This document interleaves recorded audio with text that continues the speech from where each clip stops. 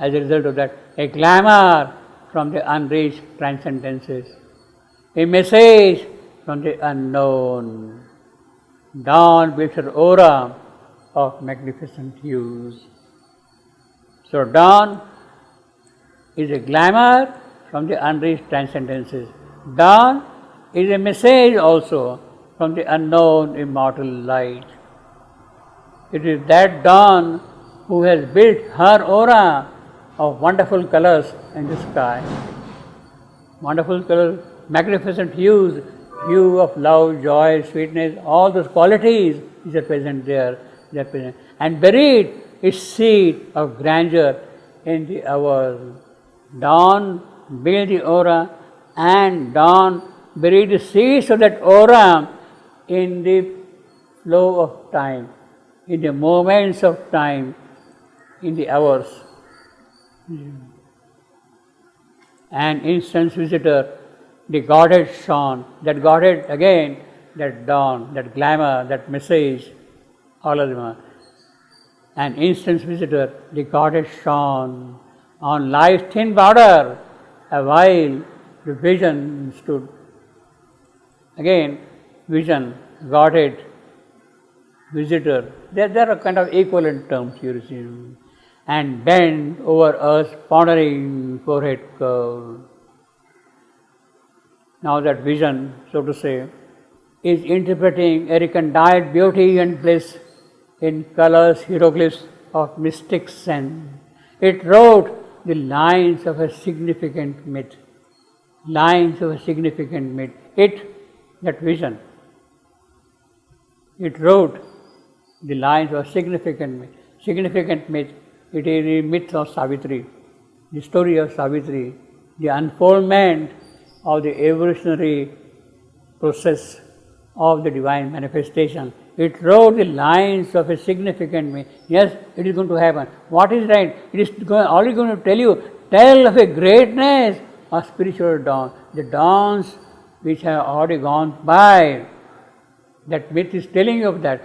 It also is going to tell you of the dawn which is to come, telling of a greatness of spiritual dawn, a brilliant code pen, the sky for peace.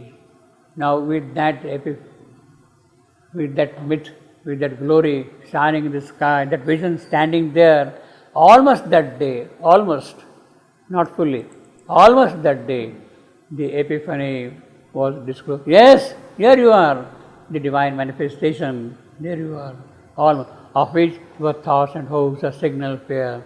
A lonely splendor from the invisible goal, almost as flung on the opaque inane. All that is blank, opaque, impenetrable for light, it is on that it is shown.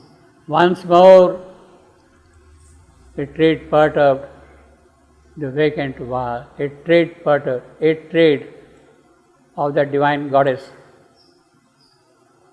moved on the vacant wall. Once more, it had been happening earlier because of the dawns were there, or the previous dawns were there, or the spiritual dawns.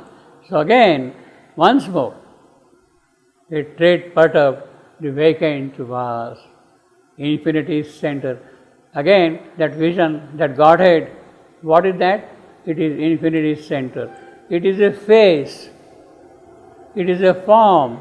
Once more, a trade perturbed the vacant vase, infinity's center, a face of rapturous calm, parted eternal lids that open heaven, a form from far beatitude seemed to near.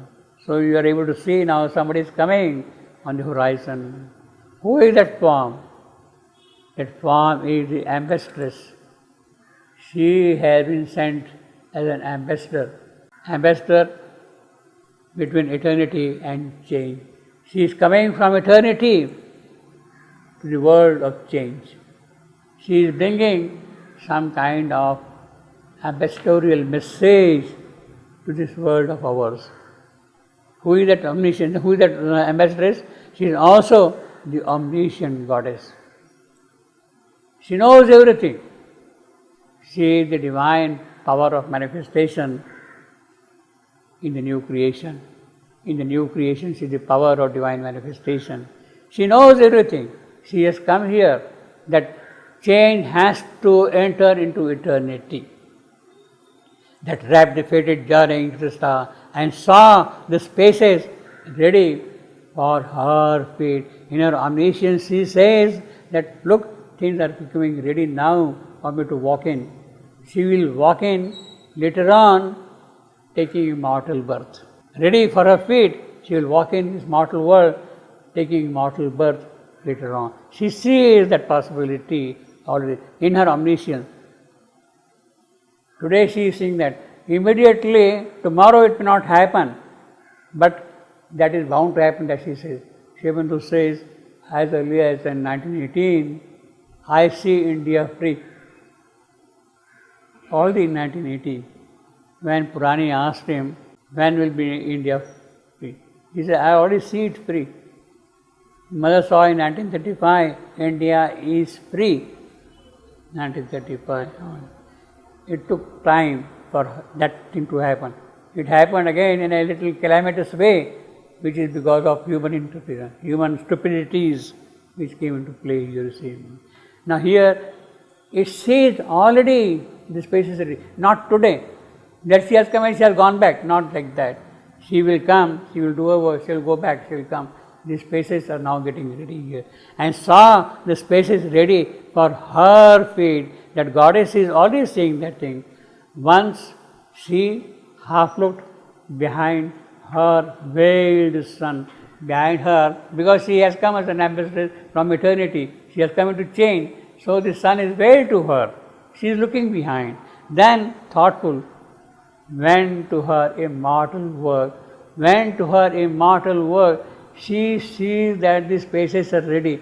Yet she also understands that she has to do still a lot of immortal work for things to happen here. So she is now continuing to do that immortal work here. Then, thoughtful, she is considerate about all these things, weighing every possibility, went to her immortal work. Immortal, what is immortal work? Immortal work for things to be really ready to proceed further. Things are ready for the divine avatar to come here and do his work. She sees that immortal work to be done. In other words, the ground has to be prepared for the incarnation of the divine here. The divine needs a certain kind of a preparation here if things have to move forward, you see. Then thoughtful went to her immortal work. And as a result of this great big change, wonderful things are happening. Earth fell, the imperishable passage closed. Yes, the divine is coming closer and closer now. Earth fell, the imperishable passage, imperishable because change, eternity and change. So in that context, imperishable. Waking ear, so earth felt the passage closed. Waking ear of nature heard her steps, her or that omniscient goddess coming. She already sees that thing, her step, and wideness turned to her its limitless eye. Wideness's limitless eye to her, and scattered on cylinder, her luminous smile kindled to fire the silence of the world. This is what we have seen many times.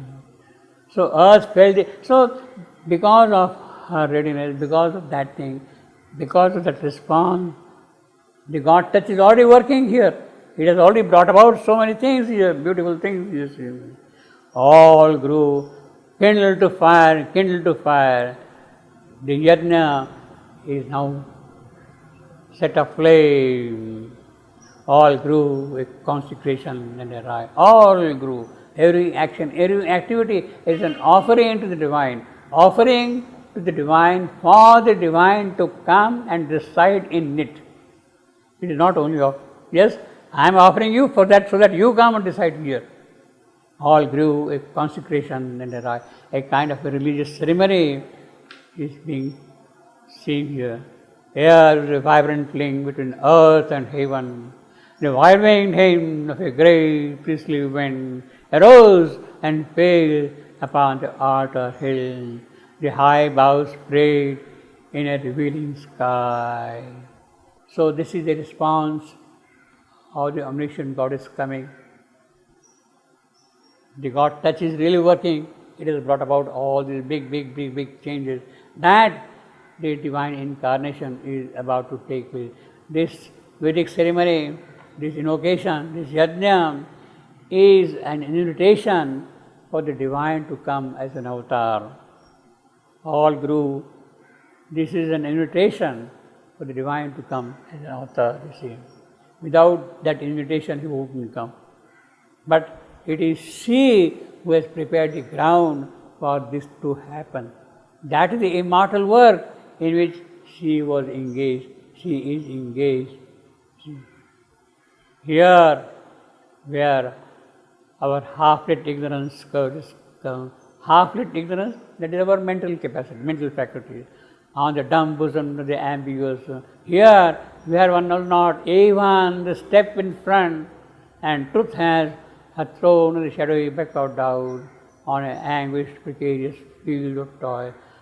How spread beneath some large, differently, impartial witness to a joy and our prostrate soil bowed the awakening ray. So here, in spite of all these limitations and imperfections, our prostrate soil is able to bear that new ray which is going to awaken things here, awakening ray, see. So that is the power of the yajna, our prostrate soil. Here too, the vision and prophetic gleam. Again, that glamour, that message, that ambassador is here, that vision and prophetic gleam, lit into miracles, common, meaningless, see, all our daily activities, daily routine, they got kindled in her consciousness. Then the divine effect. She has done her work. The messenger has come and the messenger has delivered the message. She has done her work. Here too the vision and prophetic gleam lit into miracles, common, meaningless shape. Well, to kind of give a specific emphasis, maybe one could have put a full stop here. Here too the vision and prophetic gleam lit into miracles, common, meaningless shape. Stop. And then the divine afflatus spent, withdrew. So whatever message it had to deliver, it has delivered. It came with a brief, the divine knowledge, the afflatus, the divine knowledge which she had received. She had delivered for a specific purpose. It is done, spent. She has gone back, withdrew. Unwanted.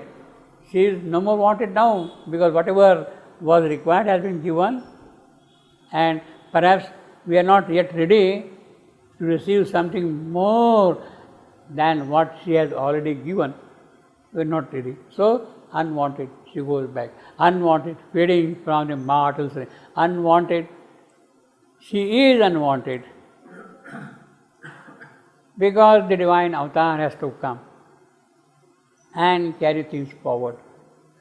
The avatarhood, Sri Aurobindo explains in the Srisam Gita, has a double purpose: to remove all the past difficulties.